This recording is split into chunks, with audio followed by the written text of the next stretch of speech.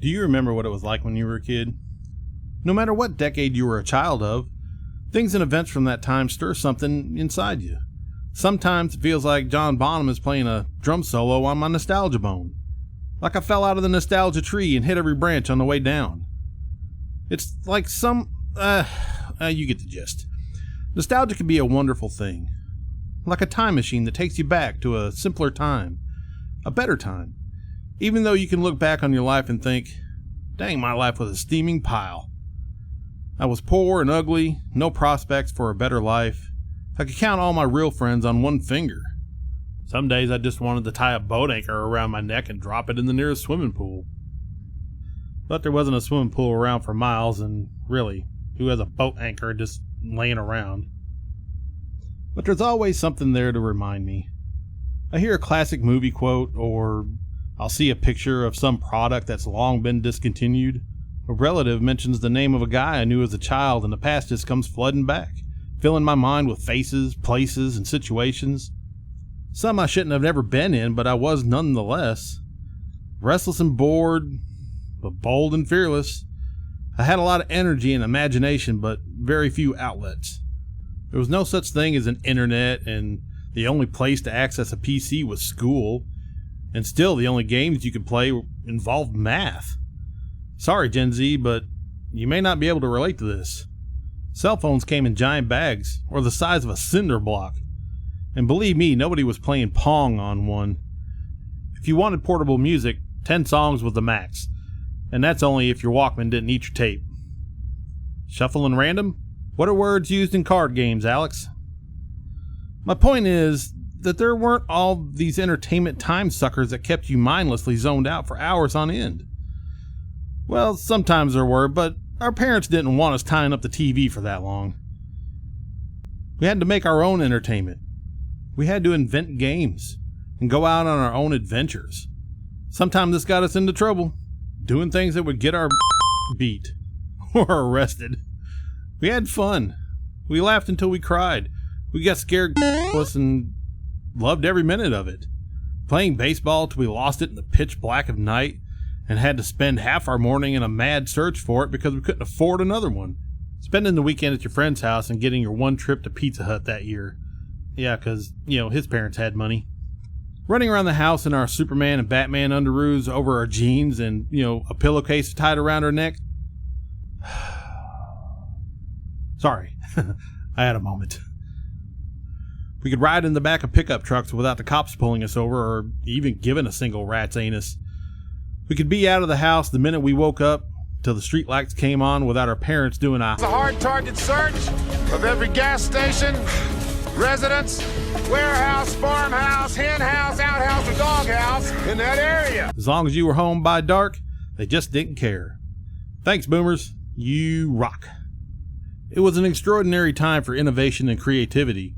From food products to toys to electronics, even the advertising game was top-notch. Some of the best commercials and advert campaigns known to man. Pepsi challenge anyone? The music scene was just as incredible. Even if you were a rocker, what do you want to do with your life? I want to rock, or a pop enthusiast. The genres had mass crossover appeal. I can't count on both hands and feet the amount of hair band aficionados trying to do the moonwalk. You could pop out a Motley Crue tape and put in a Hank Williams Jr. and nobody would bat an eye. And there just aren't enough words for the glory days of MTV.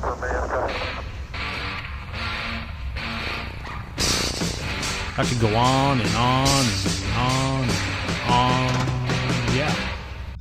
Some of the best times we had was when we could sit down for 2 or 3 hours and get lost in a story that took us to other worlds, other times, the depths of the sea even. We were thrust into wars and great battles, fighting for what's right and just, grand adventures to save the world or just save the love of a beautiful woman. Fantastic creatures, spooks and ghouls, and a giant marshmallow man of all things. It was freaking awesome. Stories that made us laugh until it hurt.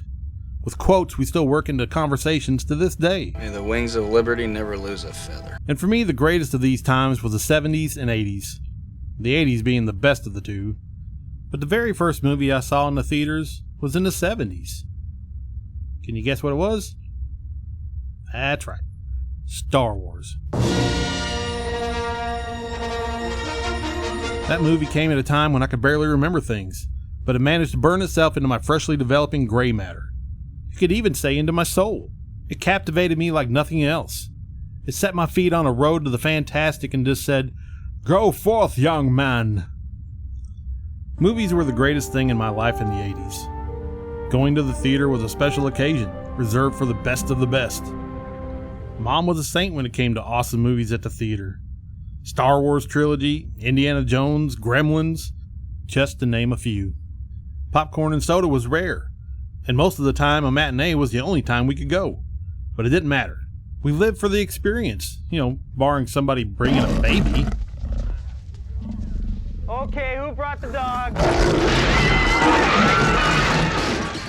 But we didn't talk, we didn't move. We were immersed in another world for a short time. And it took hours for us to come back down to earth. Now when I say we, I mean me and my older brother, the Anomoron.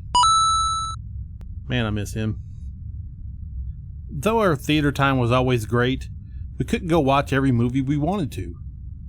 It was a true disappointment, until the invention of VCR rentals. We couldn't afford to own a VCR ourselves, but now we could rent one. Reserve your player for Saturday, and hope to God that the previous renter bothered to bring it back before 6 o'clock. And since the video store wasn't open on Sunday, you got to keep it for 2 days for the price of one. Freaking Nirvana. You rent 5 movies, buy some cheap pizzas and a few bottles of cheap soda, and the weekend was gonna be epic. Keep in mind, this was before I was able to drive a car. Not that was gonna make any difference. I was fat, poor, ugly. Where was I gonna go? And who was I gonna go with? But I digress. The movies from the 80s were some of the best films ever made.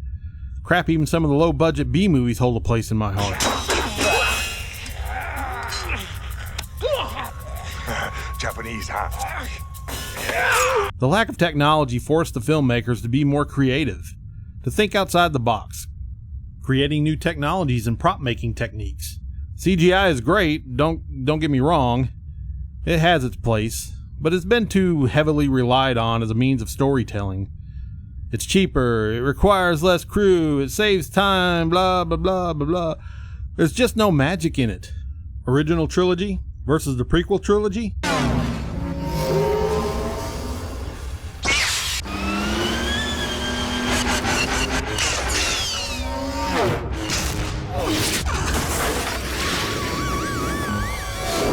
Changed my mind. For me, there's no comparison to practical effects. The puppets and models and matte paintings, giant explosions and massive sets. It was fantastic. And if it wasn't fantastic, at least you could get a good laugh out of it. Not only were the visuals magical, but the story writing was top of the line. Sure, there were some stinkers, but every decade has them. But the list of fondly remembered movies from the 80s is long and distinguished. Yeah, well, so's my Johnson. Crap, just look at the box office list for 1985. It's mind-blowing. Oh, that's so good. The clothes, the hairstyles, the actors, the dialogue, the soundtrack. Good Lord, it's Excellent! HBO. The 3 letters that got your blood pumping. This used to be a gift to humanity. A free month when you got cable hooked up. And believe me, we got cable hooked up more than once or twice, 3 times. In the 80s, there wasn't an infinite library of movies you could choose from. You got this little 10-page guide every month, and if you had more than 15 movies on the list, it was a good month. I swear we watched Swamp Thing 50 times before they took it out of rotation. And if this doesn't do anything for you, you're dead inside.